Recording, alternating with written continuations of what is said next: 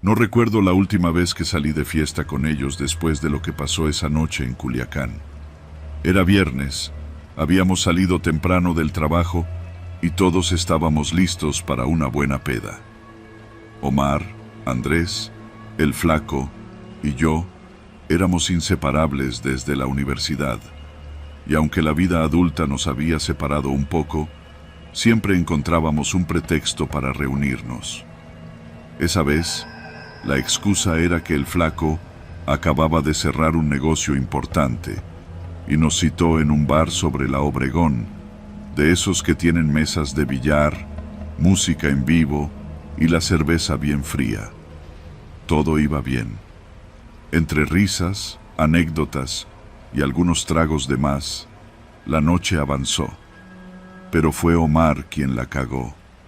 Siempre ha sido un cabrón carismático, de esos que pueden sacarle conversación hasta a una estatua.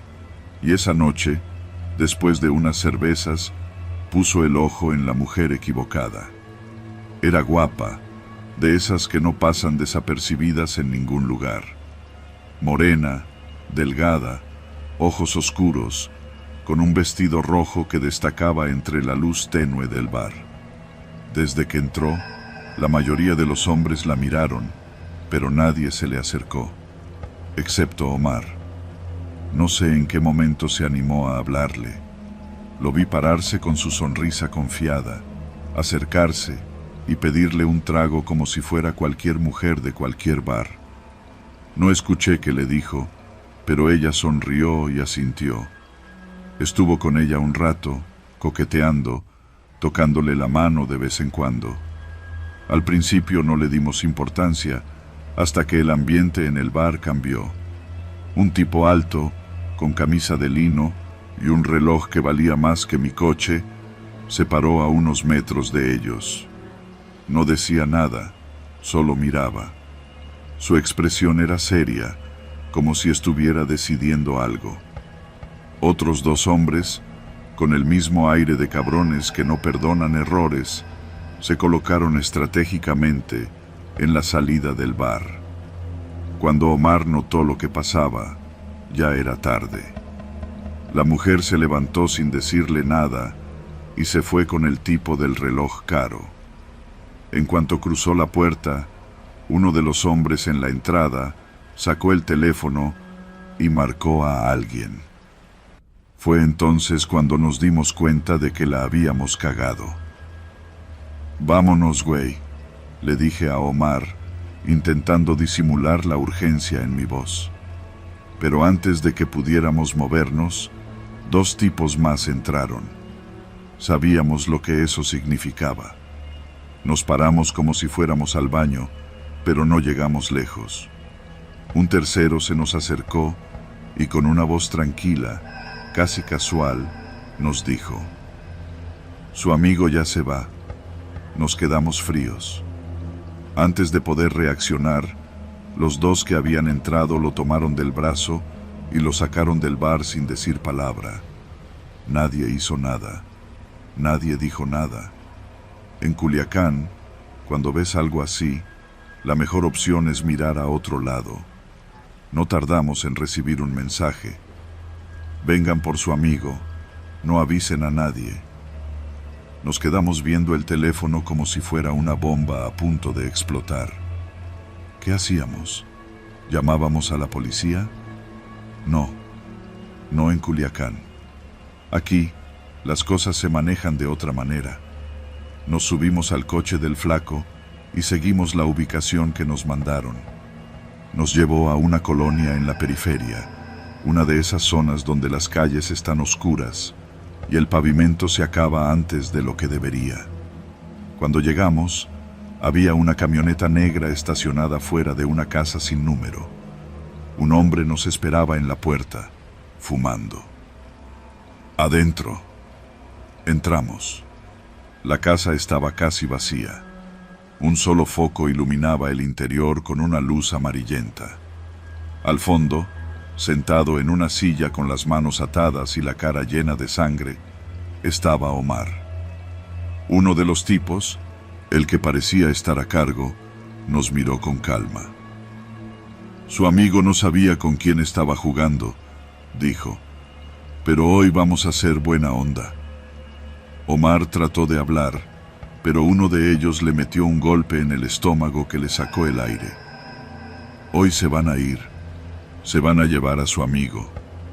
Pero si vuelvo a ver a alguno de ustedes en un bar, si vuelvo a verlos en una fiesta, si vuelvo a escuchar que andan de cabrones en esta ciudad, no va a haber un hoy. Nadie dijo nada. Nadie respiró. Llévenselo. Flaco y yo ayudamos a Omar a levantarse. Apenas podía caminar. Andrés abrió la puerta y nos fuimos sin mirar atrás. En el coche, el silencio pesaba como una lápida. Nadie dijo una sola palabra en todo el camino. Esa fue la última vez que salimos juntos de fiesta. Ninguno de nosotros volvió a hablar del tema. Omar se mudó a Guadalajara unos meses después. Andrés se casó y prácticamente desapareció. Flaco dejó de contestar mensajes y llamadas. Y yo sigo en Culiacán, pero aprendí la lección. Aquí, en esta ciudad, hay códigos que no puedes romper. Y si lo haces, tienes suerte si te dejan con vida para recordarlo.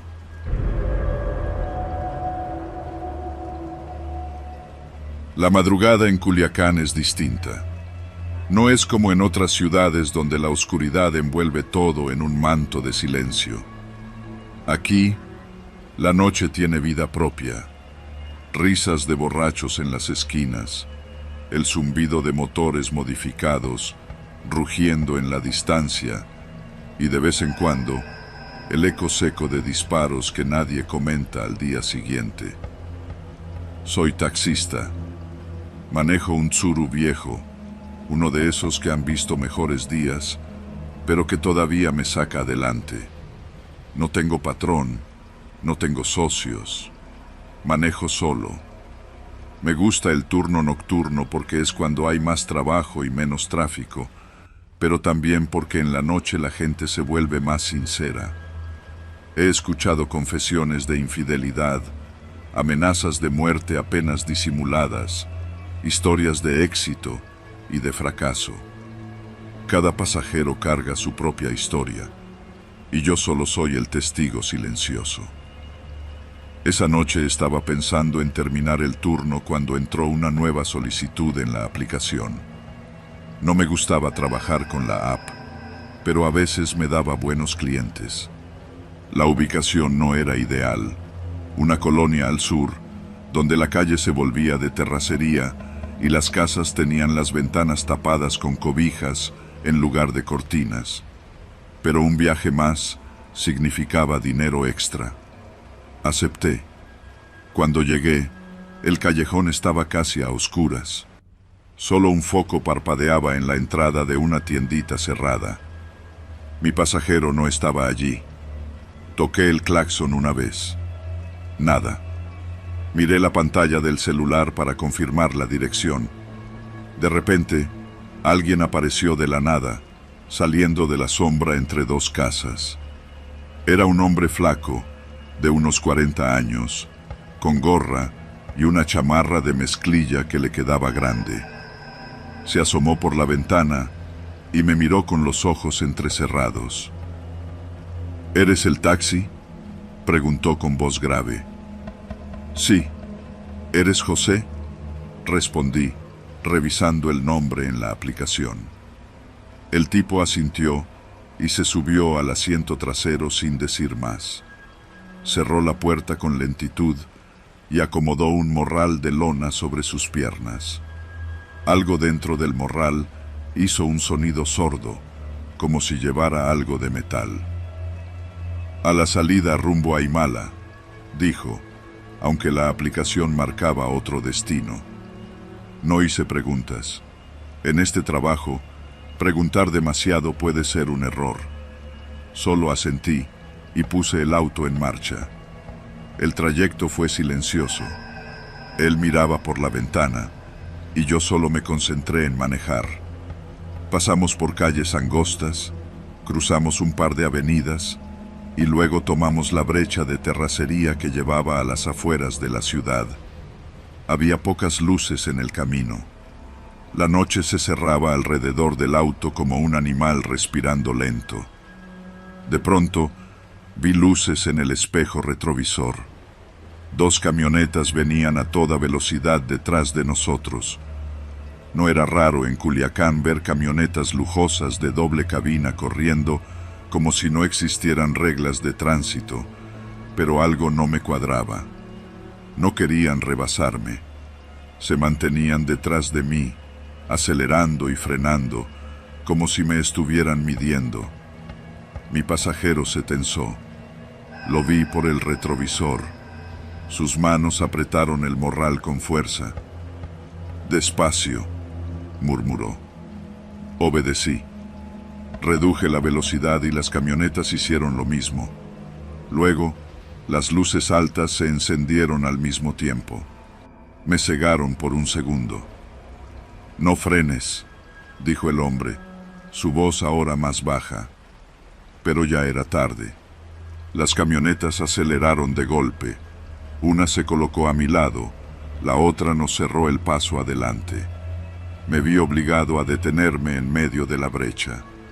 La puerta de la camioneta de enfrente se abrió y bajó un hombre corpulento, vestido de negro. Su rostro estaba en sombras, pero la silueta de un rifle corto se dibujaba contra la luz de los faros. Se acercó a mi ventana y golpeó el vidrio con los nudillos. «Baja la ventana», ordenó. Mis manos estaban sudando. Mi pasajero no decía nada, pero respiraba fuerte. Lentamente, bajé la ventana. «¿Quién te mandó?», preguntó el hombre de negro. Sentí que la sangre me dejaba el cuerpo. No me hablaban a mí, se referían a mi pasajero. Pero yo estaba en el auto con él, y si él era un problema, yo también lo era. El hombre de negro miró al asiento trasero. «José, bájate del carro». Mi pasajero no se movió. Vi su reflejo en el espejo, su mandíbula apretada, sus ojos oscuros fijos en la nada. Entonces comprendí. José no era el nombre real de este hombre. Era un nombre falso, y probablemente ya sabía por qué lo habían alcanzado. El hombre de la camioneta se impacientó. «Última vez, bájate, o los bajo a los dos». No podía quedarme quieto. Si no decía algo, nos iban a sacar a tiros. Pensé rápido, muy rápido. «Señor, yo soy solo el taxista. Me pidieron el viaje por la aplicación», dije con la voz más tranquila que pude. El hombre de negro se giró hacia mí y entrecerró los ojos. Me estudió. Luego miró el celular en el tablero, donde aún se veía la app abierta con la solicitud del viaje. «¿Eres de aplicación?» «Sí, señor. Solo me marcaron y yo vine. No conozco al señor de atrás». El silencio se hizo pesado. Los hombres de las camionetas intercambiaron miradas. En la otra camioneta, alguien más se asomó por la ventana. Llevaba pasamontañas y un rifle largo en las manos. Entonces, el hombre de negro se inclinó hacia la ventana de mi pasajero. «¿Tienes algo que decir?», le preguntó. Mi pasajero mantuvo la boca cerrada. El hombre de negro escupió al suelo. Luego retrocedió un par de pasos y miró hacia la camioneta. «No es él», dijo. En ese instante, supe que me acababa de salvar la vida. El hombre hizo un gesto con la cabeza y los demás bajaron sus armas. Las camionetas encendieron los motores de nuevo. «Lárgate y no vuelvas a pasar por aquí». Asentí rápidamente, metí primera y aceleré sin ver atrás. Cuando estuvimos lo suficientemente lejos, mi pasajero habló por primera vez en minutos. «Gracias». No respondí. Me temblaban las manos. Lo dejé en la siguiente salida, donde él mismo me pidió que lo bajara. Me pagó en efectivo y salió sin decir más. Lo vi perderse entre las sombras. No volví a hacer viajes en esa zona. No porque tuviera miedo. Bueno, sí. Pero más que miedo, tenía claro algo. Si me veían otra vez, ya no me iban a preguntar nada. Solo iban a disparar.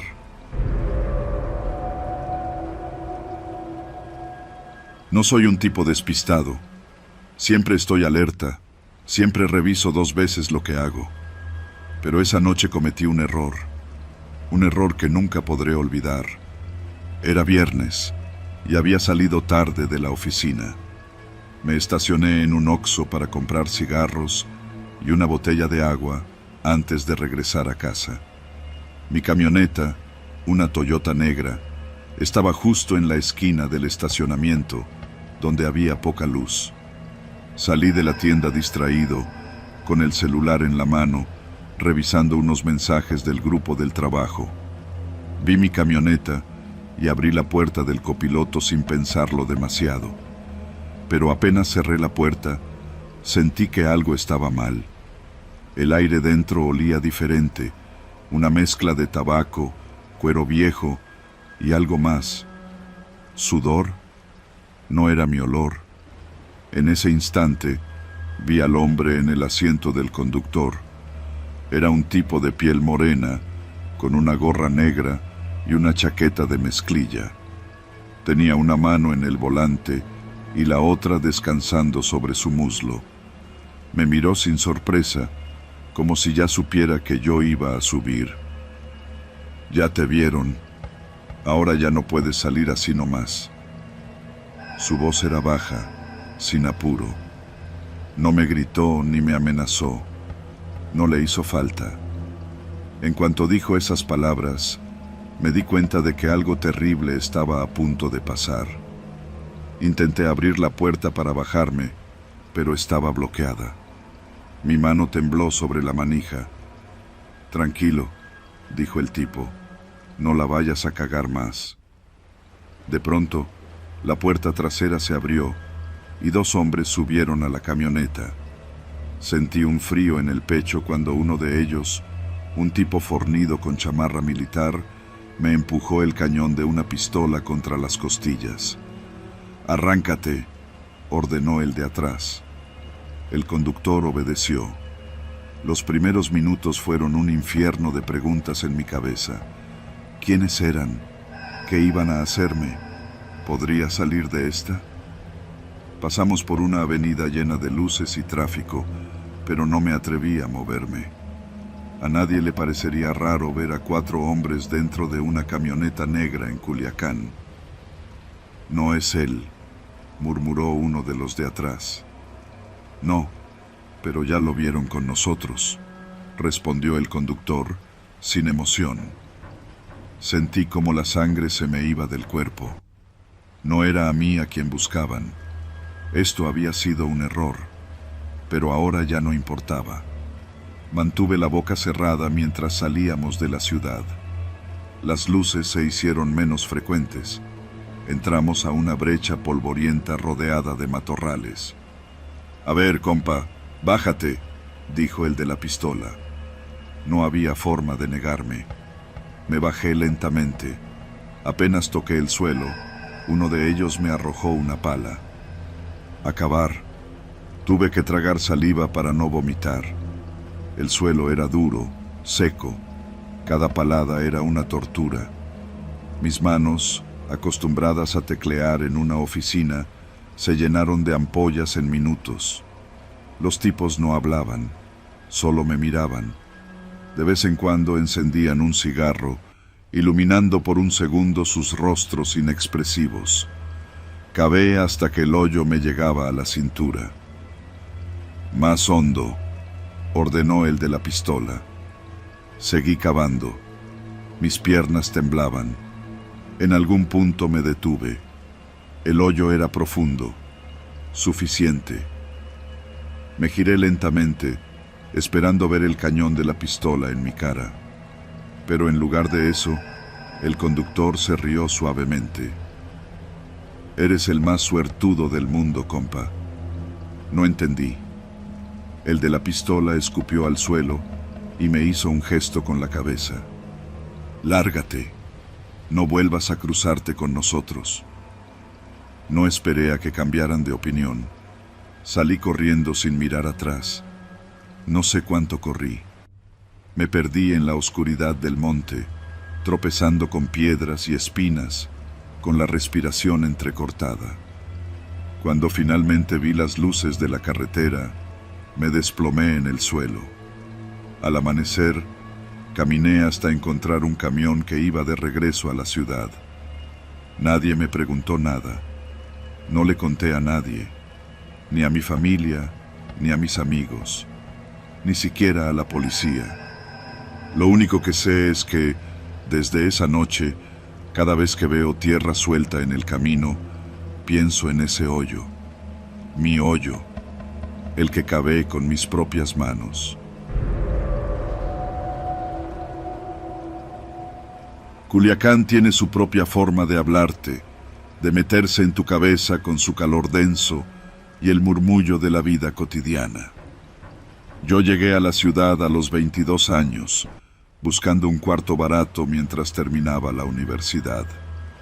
No tenía mucho dinero, así que cuando encontré una habitación en una casa vieja, con renta accesible y sin preguntas de más, tomé la oferta sin pensarlo demasiado. El lugar estaba en una colonia tranquila, aunque algo descuidada. Calles angostas, árboles grandes que daban sombra y casas con bardas altas que parecían querer ocultar algo. Mi casera, doña Leticia, era una señora de unos 60 años que me recibió con un gesto seco y me entregó la llave sin mayor ceremonia. «Aquí no te metas en problemas, muchacho», dijo con voz áspera. «Paga puntual y no andes haciendo ruido en la noche». No era algo que me preocupara. Solo necesitaba un sitio donde dormir y estudiar. Pero la casa de al lado, esa casa sí me dio mala espina desde el principio. No era especialmente grande ni diferente a las demás, pero tenía algo. Las ventanas siempre estaban cerradas, las cortinas corridas, y nunca vi a nadie entrar o salir durante el día. Pero en las noches, la historia era distinta. Los primeros días no presté mucha atención. Regresaba de la universidad, me encerraba en mi cuarto y apenas salía para comprar comida en el Oxxo de la esquina. Pero entonces empecé a notar cosas. No sé en qué momento exacto pasó, pero una noche escuché el sonido de un motor apagándose frente a la casa de al lado. Me asomé apenas un poco por la cortina y vi una camioneta negra estacionada. Un hombre bajó, otro salió de la casa. Se estrecharon las manos, intercambiaron algo y se metieron de nuevo. No pensé mucho en ello. Culiacán es Culiacán. Sabes qué cosas mirar y qué cosas ignorar. Pero entonces vi las armas. Una noche de viernes, cuando regresé más tarde de lo normal, escuché el sonido de una puerta abriéndose y vi a un grupo de hombres saliendo de la casa de al lado. No eran amigos reunidos para beber. Llevaban mochilas y, lo que me puso la piel de gallina, rifles colgados en la espalda. Uno de ellos volteó en mi dirección. Me hice a un lado de inmediato, pero sentí su mirada atravesar la ventana, como si hubiera sabido que lo observaba. Después de eso, los ruidos se hicieron más evidentes. No solo eran puertas abriéndose y cerrándose, eran voces bajas, conversaciones rápidas que no alcanzaba a entender. A veces escuchaba risas, pero lo peor llegó unas semanas después, cuando me despertó un sonido distinto, un grito ahogado. No fue un grito de borracho, ni de una pelea callejera. Fue un sonido contenido, desesperado. Me levanté sin hacer ruido y me acerqué a la ventana. Vi movimiento en el patio trasero de la casa de al lado. Había sombras, varias. Y luego lo vi. Un hombre con los ojos vendados, tambaleándose mientras era empujado por otros dos tipos. La sangre se me heló. Me alejé de la ventana y me metí a la cama con la respiración contenida. No dormí esa noche. Al día siguiente, cuando salí temprano para irme a la universidad, noté algo en la entrada de mi cuarto. Un sobre. Me incliné, lo tomé y lo abrí con las manos temblorosas. Dentro había billetes, muchos billetes, y una nota escrita a mano con un mensaje escalofriante. No viste nada. Me fui ese mismo día. No recogí muchas cosas, solo lo indispensable. Doña Leticia no preguntó nada cuando le devolví la llave antes de tiempo. Ni siquiera se sorprendió. Conseguí otro cuarto en una colonia más lejos del centro, más cara, pero más segura. Pensé que todo quedaría atrás, que con el tiempo dejaría de recordarlo. Pero entonces empecé a notar algo nuevo. Siempre que caminaba hacia la universidad, sentía que alguien me observaba. Primero pensé que era paranoia, pero luego se volvió demasiado frecuente para ignorarlo. Carros estacionados donde antes no había. Sombras en la calle que parecían no moverse. Una vez, mientras tomaba un café en una banqueta, vi una camioneta negra detenerse a media cuadra. No hicieron nada. No bajaron, no se movieron, solo se quedaron ahí. No fue sino hasta que escuché la risa, esa misma risa que alguna vez oí en la casa de al lado, que entendí el mensaje. No importa dónde me vaya, no importa si olvido, ellos no me olvidan.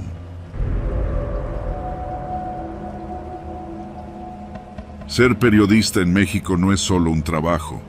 Es una maldita sentencia de muerte si te metes en el tema equivocado.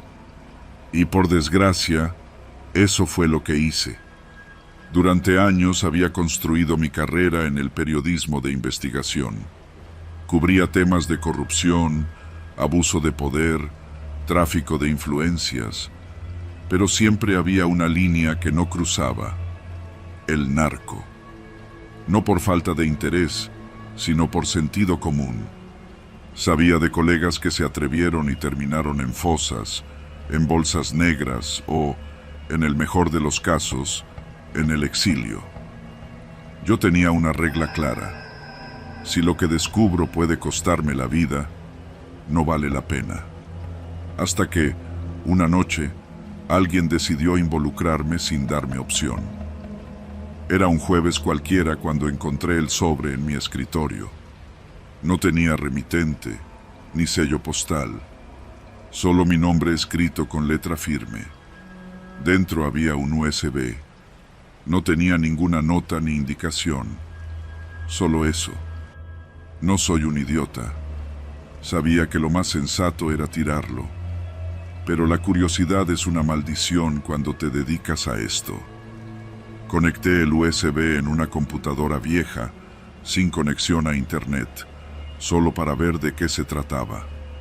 Dentro había un solo archivo de video. Duraba poco más de 4 minutos. El video empezaba en lo que parecía una bodega abandonada. La cámara estaba fija, como si estuviera sobre un trípode o pegada a la pared.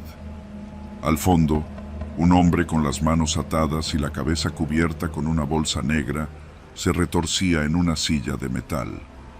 Había 2 sujetos a su lado. Uno estaba vestido de negro, con una gorra baja que ocultaba su cara. El otro era un hombre robusto, con el rostro completamente descubierto.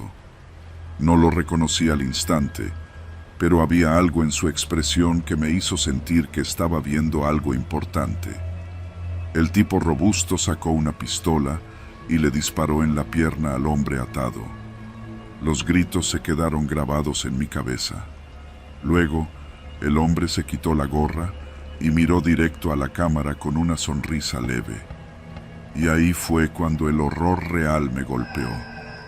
Era un funcionario, un maldito funcionario del gobierno. El video se cortó antes de mostrar algo más. Apagué la computadora y me quedé inmóvil en mi silla.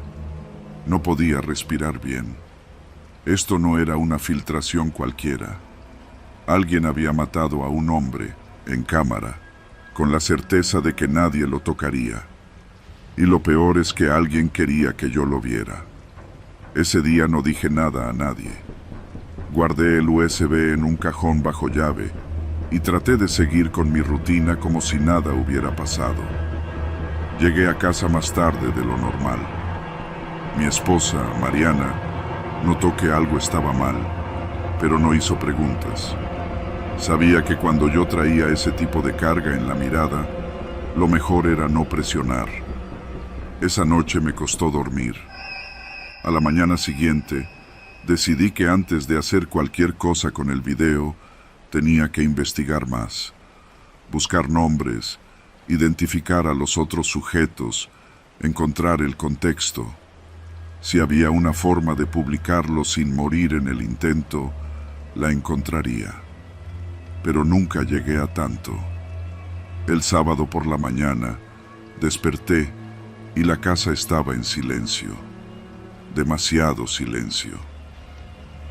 Mariana, llamé en voz baja. No hubo respuesta. Fui al cuarto de los niños. No estaban. Bajé a la sala. Nada. La cocina estaba limpia, sin rastros de desayuno o café. El pánico me golpeó como un golpe en el pecho. Corrí al jardín, al baño, revisé cada rincón de la casa. Todo estaba en orden, pero mi familia no estaba ahí. Marqué el celular de Mariana. Apagado. Marqué el de mi hija mayor. Apagado. Intenté con mi hijo menor. Nada. Me quedé en la sala con las manos en la cabeza. Traté de pensar. Busqué un motivo racional, algo que me explicara qué estaba pasando sin llevarme a la peor conclusión. Y entonces llegó el mensaje. Número desconocido. Borra todo y no los volverás a ver. El celular casi se me cae de las manos. No hacía falta preguntar de qué estaban hablando. Me encontraron. Sabían lo del USB. Sabían lo que había visto. Y tenían a mi familia. No fui a la policía. ¿Qué les iba a decir? Que un funcionario probablemente involucrado con el crimen organizado me había mandado un mensaje anónimo tras desaparecer a mi esposa e hijos. La policía no iba a hacer nada. Y si lo hacían, era peor. No me quedó otra opción. Corrí a la oficina, saqué el USB y lo llevé al patio trasero. Lo puse sobre una piedra y lo machaqué con un martillo hasta que quedó irreconocible.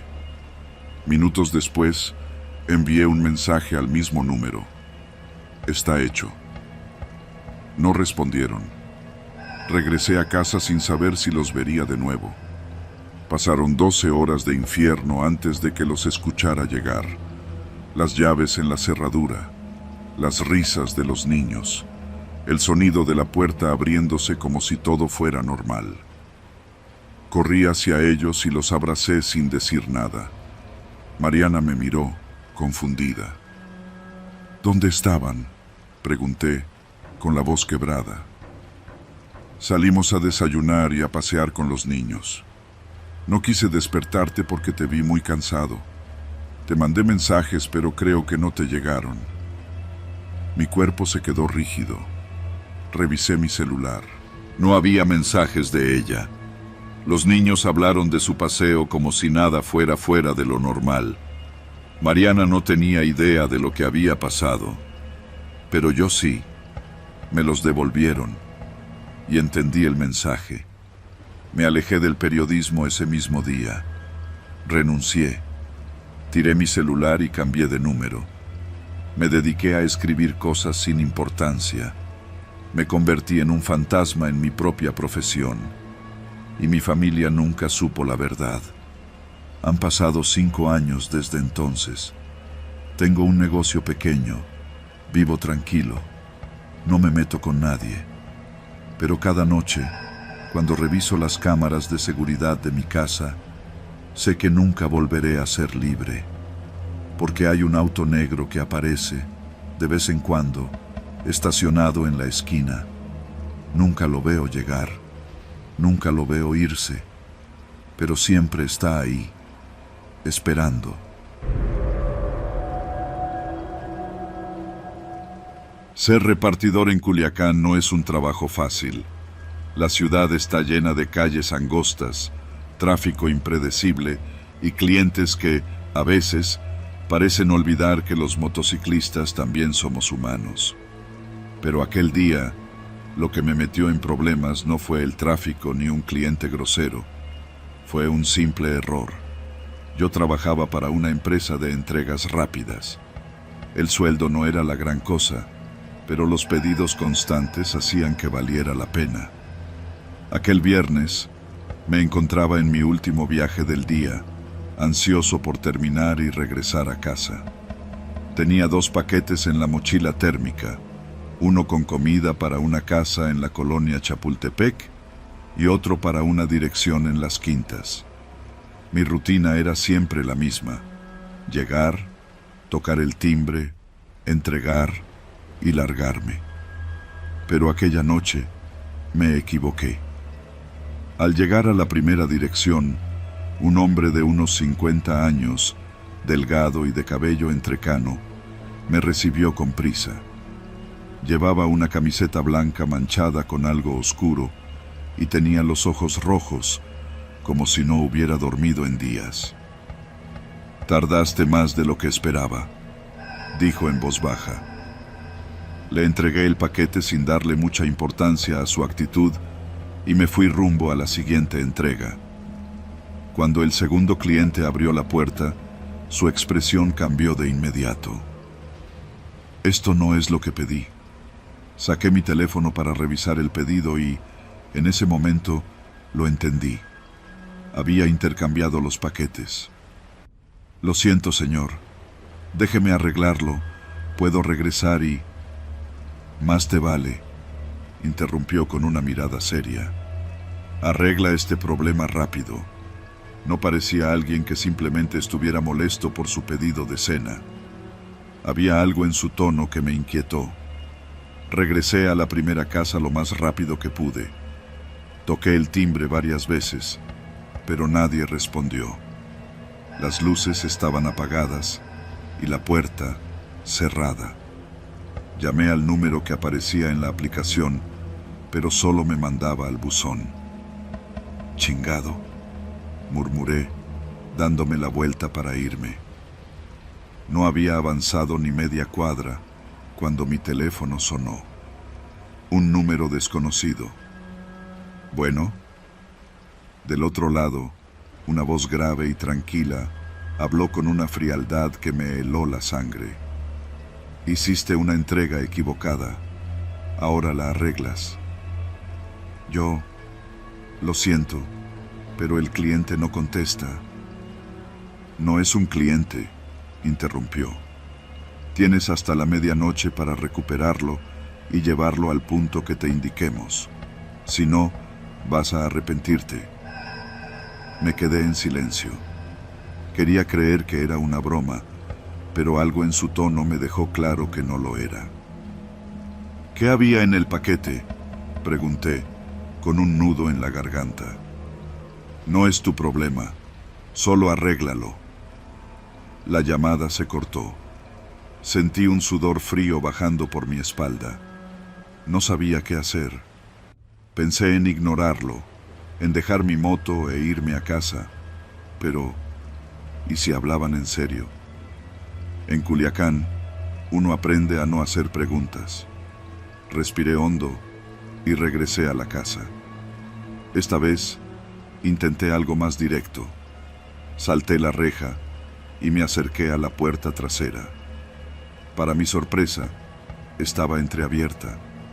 Entré con cautela. Dentro, la casa olía a humedad y a algo metálico, como si hubieran limpiado con cloro recientemente. El lugar estaba desordenado, como si alguien hubiera salido a toda prisa. Sobre una mesa en la sala, vi el paquete. Me acerqué y justo cuando lo iba a tomar, escuché un ruido detrás de mí. Me congelé. ¿Qué haces aquí? La voz del hombre de antes sonó a mi espalda. Me giré lentamente. Estaba de pie en la entrada de la sala, mirándome con una mezcla de confusión y enojo.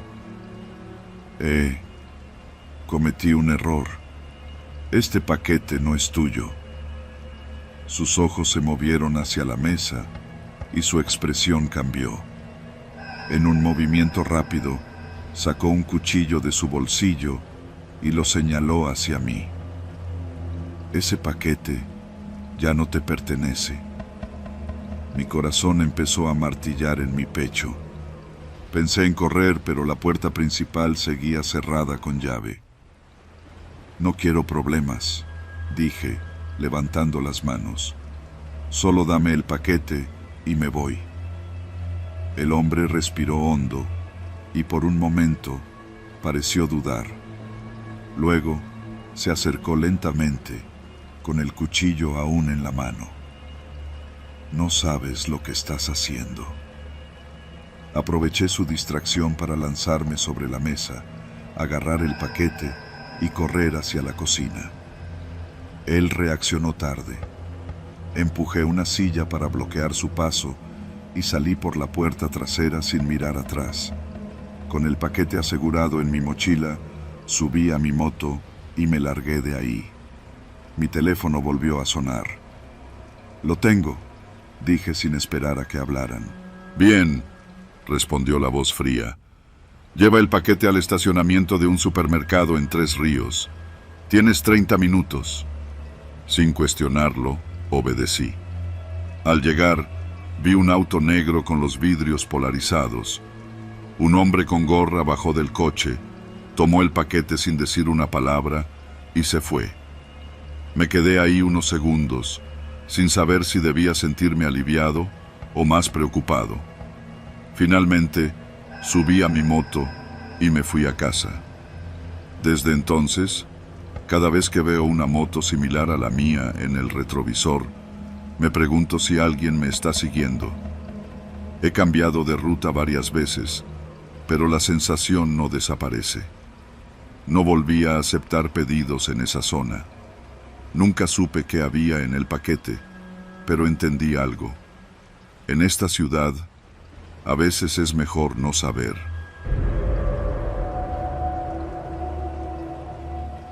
Nunca supe qué pasó con él. Una mañana se fue de la casa y jamás volvió.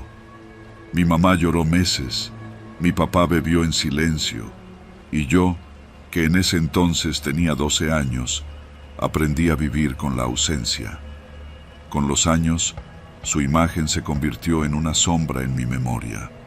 Su risa, su voz, sus bromas, todo se desvaneció, como si nunca hubiera existido.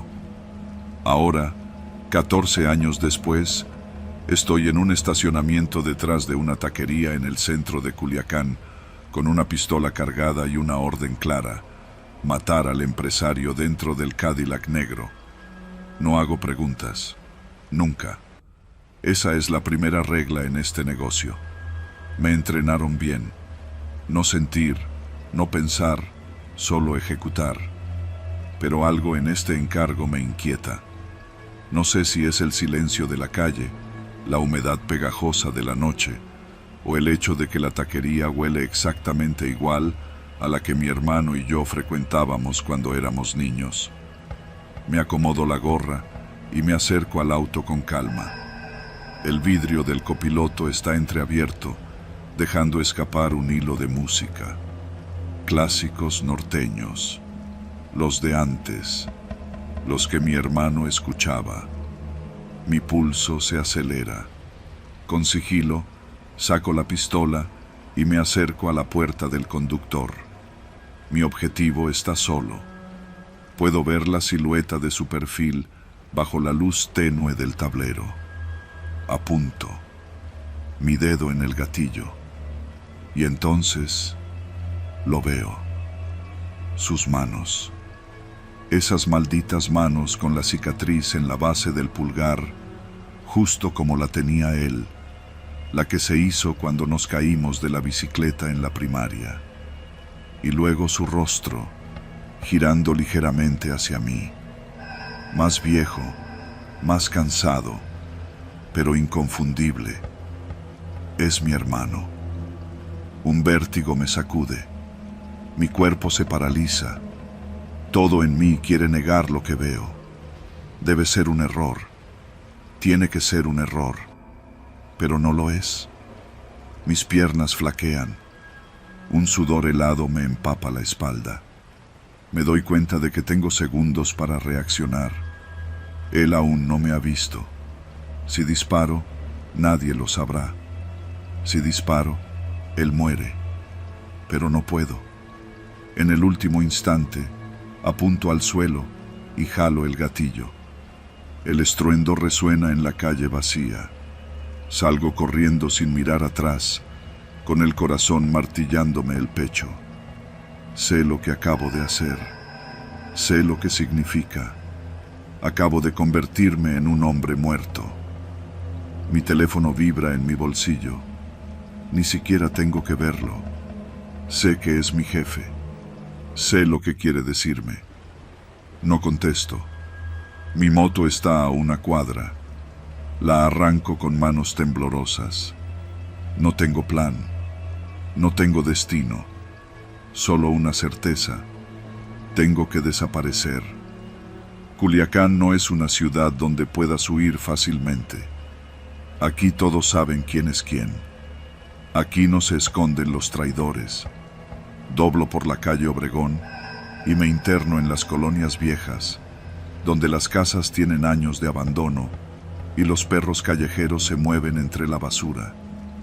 No puedo ir a mi departamento, no puedo ir con mi madre, no puedo confiar en nadie. El miedo me muerde la nuca. Ya me están buscando. Lo sé porque así es como operamos. En cuanto alguien rompe las reglas, se convierte en un objetivo. Lo hemos hecho antes con otros. He sido parte de eso. Y ahora soy yo. Me meto en un motel barato por la carretera. Pago en efectivo, dejo mi teléfono en la moto y entro sin voltear. Me encierro en la habitación y trato de respirar, pero el aire es denso, caliente, sofocante. No hay escape, no hay salida. El recuerdo de su rostro me persigue. ¿Dónde carajos has estado todos estos años? ¿Por qué desapareciste? ¿Por qué ahora? Me hundo en la cama con la pistola en el regazo. No dormiré esta noche. A las 5 de la mañana salgo del motel y consigo un nuevo teléfono. Le marco a Beto, el único cabrón que tal vez me deba un favor. Contesta en el tercer tono. Su voz es tensa. Ya sabe. ¿Qué hiciste, cabrón? Me suelta de inmediato. No respondo. No hace falta. Te van a quebrar, ¿sabes? No hay vuelta atrás. Necesito salir, digo, sin rodeos. Beto suspira. ¿Por qué, güey? ¿Quién era? Silencio. No puedo decirlo. Decirlo es hacerlo real. Decirlo es admitir que he perdido antes de empezar. ¿Vas a ayudarme o no? Gruño. Él tarda en responder. Tengo un contacto en Nogales. Si llegas allá puede sacarte. Pero solo tienes una oportunidad. Una oportunidad. No hay margen para el error. Cuelgo y me pongo en movimiento. Cada esquina puede ser una emboscada. Cada carro estacionado puede ser una trampa. Voy a morir. Lo sé. Pero no esta noche. Cruzo la ciudad como una sombra, sin rumbo, sin identidad, dejando atrás todo lo que fui. Pero en mi cabeza, una sola pregunta sigue martillando. ¿Por qué él? ¿Por qué ahora? Y lo más importante, ¿cómo supieron que lo mataría sin siquiera saber quién era? Nunca supe la respuesta. Nunca supe si fue coincidencia o si alguien en la organización sabía lo que haría antes de que yo mismo lo supiera. Nunca supe si mi hermano sobrevivió después de esa noche. Nunca supe si entendió lo que pasó, si supo que fue su propio hermano quien lo tuvo en la mira. Lo único que sé es que dejé de ser quien era, y que en algún lugar alguien sigue esperando el día en que me encuentre. Porque en este negocio nadie escapa, solo pospones lo inevitable. Ser mesero nunca fue mi sueño, pero en esta ciudad, cuando necesitas dinero, tomas lo que sea. El restaurante donde trabajaba no era de lujo, pero tampoco una fondita cualquiera. Se encontraba en una zona concurrida de Guadalajara, cerca de la avenida Chapultepec, donde la gente iba más por el ambiente que por la comida. En el día, atendíamos a oficinistas y parejas jóvenes. Por la noche, el lugar cambiaba. Los clientes se volvían más reservados, las propinas más grandes y las conversaciones más cortas. Aprendí rápido a no hacer preguntas. Esa noche, el restaurante estaba a reventar. Entre la música, el ruido de los vasos chocando y el ir y venir de los meseros, tratábamos de mantener el ritmo. Fue en una de esas vueltas cuando lo hice, un error que no debería haber cometido. Atendí una mesa donde 4 hombres estaban sentados, serios, vestidos con camisas bien planchadas y relojes que costaban más que mi sueldo de 6 meses. No pedían el menú, sabían exactamente qué ordenar. Uno de ellos, un tipo con el cabello bien peinado y una cicatriz en la ceja izquierda, me miró directamente a los ojos cuando habló. 2 botellas de Buchanan's, hielos, y tráenos la comida sin preguntar. Asentí y fui corriendo a la barra, sin pensar en nada más. Pero en el caos del momento, en la cantidad de mesas que atendía al mismo tiempo, mezclé su pedido con el de otra mesa. En vez de llevarles el whisky, terminé sirviendo una botella de tequila que ni siquiera habían pedido. El silencio en su mesa fue inmediato. Lo noté apenas coloqué la botella. Ninguno de los 4 habló, pero todos dejaron de moverse al mismo tiempo.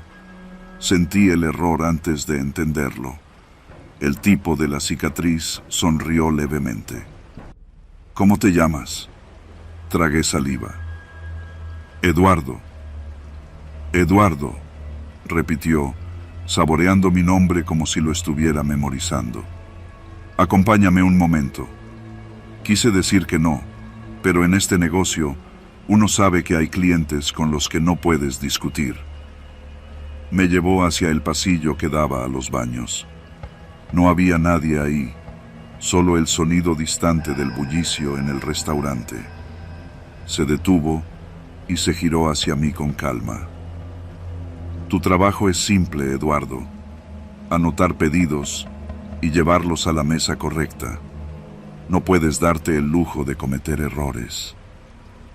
Lo siento, señor. No volverá a pasar.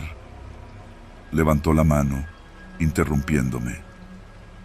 Lo sé, pero ya lo hiciste. Y en otra situación, alguien como tú no estaría terminando su turno.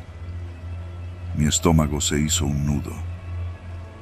Por esta vez, te perdono, dijo con una sonrisa que no tenía nada de amable. Pero ahora me debes un favor. No pregunté cuál. Esa misma noche, cuando ya estaba a punto de terminar mi turno, la gerente se acercó con una hoja en la mano. Lleva esto a la mesa 7. Me dijeron que es para ti. Era una nota pequeña, escrita a mano, con tinta negra y letra apretada. Mañana en tu turno, a las 10 en punto, te darán un sobre. Tómalo y entrégalo en el estacionamiento. No hagas preguntas. Mis manos temblaban. Miré hacia la mesa donde estaban los 4 hombres. Me observaban. No me sonreían. El mensaje estaba claro. Al día siguiente, llegué con el estómago revuelto. Todo parecía normal. Nadie me dijo nada, nadie me trató diferente. Por un momento, me permití pensar que quizás había sido una forma de asustarme, de hacerme entender mi error sin mayores consecuencias. Pero a las 10 en punto, el bartender, un tipo gordo y callado, me entregó un sobre amarillo sin decir palabra. Lo tomé y con el corazón latiéndome en la garganta, fui hasta el estacionamiento del restaurante.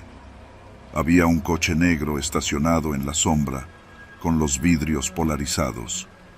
Me acerqué con cautela y la ventana trasera se bajó lentamente. Era él. Extendí el sobre. El hombre de la cicatriz lo tomó sin apurarse. Bien hecho, Eduardo. Sigue así y todo será más fácil. Subió la ventana y el coche arrancó. Volví al restaurante sintiendo que mis piernas apenas podían sostenerme, pero no había más. Nadie me preguntó nada, nadie me miró raro, y así siguió. Las semanas pasaron y los favores se volvieron una rutina. A veces eran sobres, a veces era recoger un paquete de la cocina y entregarlo a alguien en la puerta trasera. Otras veces, simplemente me pedían que diera un mensaje a alguien en el restaurante, siempre discreto, siempre en mi turno. No hablaban mucho conmigo, solo lo necesario, pero sabían cosas. Vi que te cambiaste de departamento, Eduardo. Bien por ti. Tu hermano entró a la universidad, ¿verdad? Qué bueno que la familia progresa. Eran frases casuales, comentarios lanzados como quien habla del clima. Pero su verdadero mensaje era claro. Te estamos observando. Nunca me dijeron qué llevaba en los sobres. Nunca intenté averiguarlo. Un día, mientras limpiaba una mesa, otro mesero, Rodrigo, me miró de reojo. Te vi entregando algo en la puerta trasera. Sentí un escalofrío. Yo solo hago lo que me dicen. Rodrigo no preguntó más, pero supe que lo había entendido. Los favores siguieron, y con ellos, mi miedo creció. Aprendí a vivir con la tensión, a no pensar demasiado en lo que hacía, pero cada que mi teléfono sonaba, me preparaba para lo peor. Hasta que una noche, el hombre de la cicatriz me hizo un encargo diferente. Necesito que lleves esto a otro restaurante, dijo, deslizando un sobre dentro de mi delantal. No tardará más de 10 minutos. Tragué saliva. ¿Y si alguien me pregunta qué llevo? Él sonrió. Nadie te va a preguntar nada. Me dieron una dirección y con el corazón en un puño, salí del restaurante en mi motocicleta. El tráfico me pareció más denso de lo normal. Cada semáforo en rojo me parecía eterno. Cuando llegué al otro restaurante, un hombre con chaqueta de cuero estaba esperando en la entrada. No habló. Solo tomó el sobre y se fue. Volví al restaurante sintiendo que mis manos no dejaban de sudar. Cuando regresé, el hombre de la cicatriz ya no estaba. Pero su mensaje me llegó al día siguiente en otra nota en mi locker. Bien hecho, Eduardo. Ya eres parte de esto. No sé cuánto tiempo más podré seguir así. Cada vez que alguien me llama por mi nombre, salto. Cada vez que veo un sobre amarillo, mi pulso se acelera. No soy solo un mesero. No he sido solo un mesero desde aquella noche en que cometí un error. Y ahora sé que, pase lo que pase, nunca podré salir.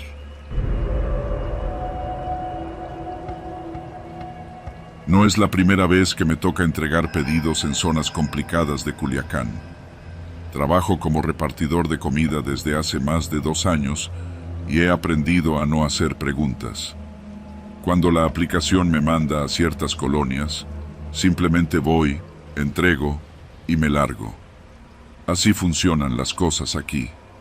Aceptar la realidad es la diferencia entre seguir con vida o terminar en el maldito río Tamazula. Esa noche estaba por cerrar mi jornada. Ya había entregado un par de órdenes, tacos, sushi y hamburguesas, lo típico. Estaba cansado, pero antes de apagar la aplicación, sonó la notificación de un nuevo pedido. Normalmente lo habría ignorado, pero la propina que ofrecían era casi el triple de lo normal. Revisé los detalles. Destino: estacionamiento de la Plaza Humaya, zona sur. Instrucciones: deja la comida en la cajuela del coche negro. No llames, no toques. No era la primera vez que recibía indicaciones raras. Me ha tocado clientes que no quieren contacto con el repartidor por paranoia o simple mamonería. Además, la Plaza Humaya es un lugar normal, no una de esas colonias donde la gente desaparece. Acepté. Recogí el pedido en una taquería del malecón. Mientras esperaba, le conté al taquero. «Está raro, ¿no?», le dije. Él apenas levantó la ceja. «Si te pagan bien, ¿qué más da? Solo deja la comida y lárgate». Seguí su consejo. Metí la bolsa en la mochila y arranqué hacia la plaza. El estacionamiento estaba casi vacío cuando llegué. Apenas un par de coches, una patrulla estacionada cerca de la salida y, al fondo, un sedán negro con los vidrios polarizados y el motor encendido. La luz de un farol parpadeaba sobre él, proyectando sombras inquietantes en el pavimento. Me acerqué con la moto a poca velocidad. La cajuela estaba entreabierta. Miré alrededor. No había nadie. Todo estaba en silencio. Me bajé, saqué la bolsa con la comida y caminé hasta la cajuela.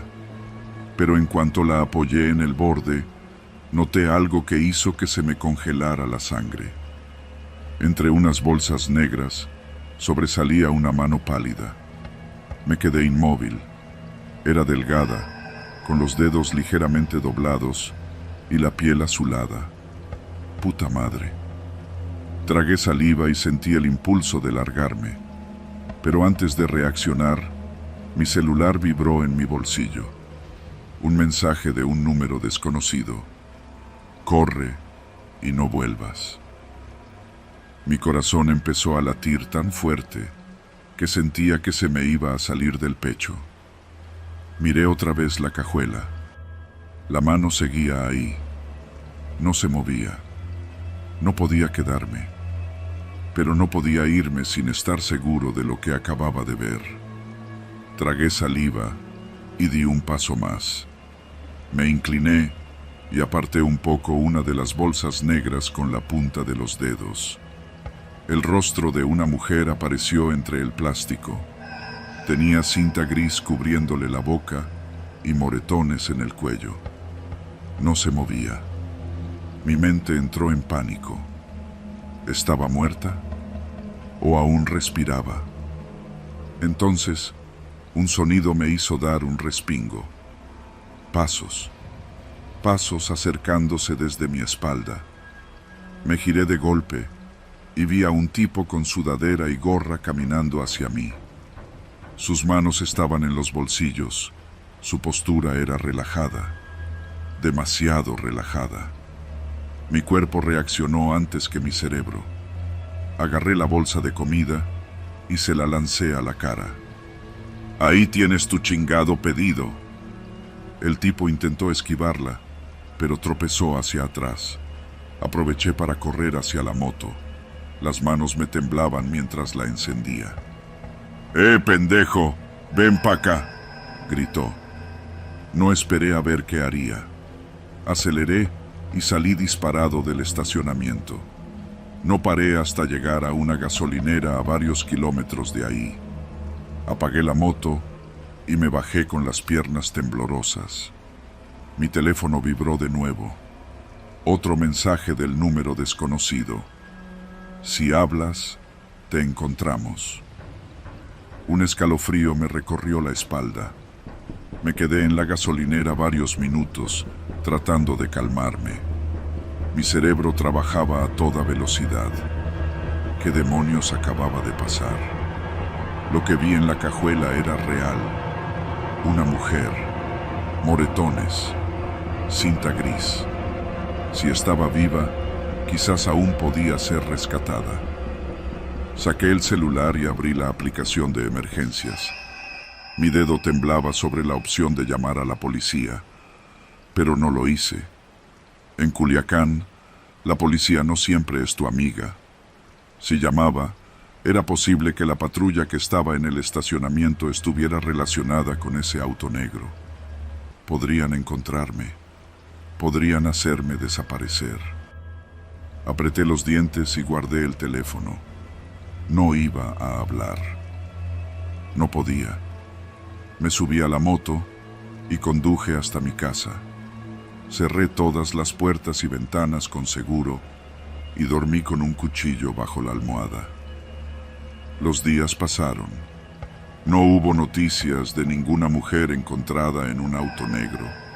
Ningún reporte de secuestro. Nada. Era como si nunca hubiera pasado. Seguí trabajando, pero cambié mis rutas. Evité la zona sur. No volví a aceptar pedidos con instrucciones extrañas. Y nunca más volví a mirar dentro de una cajuela.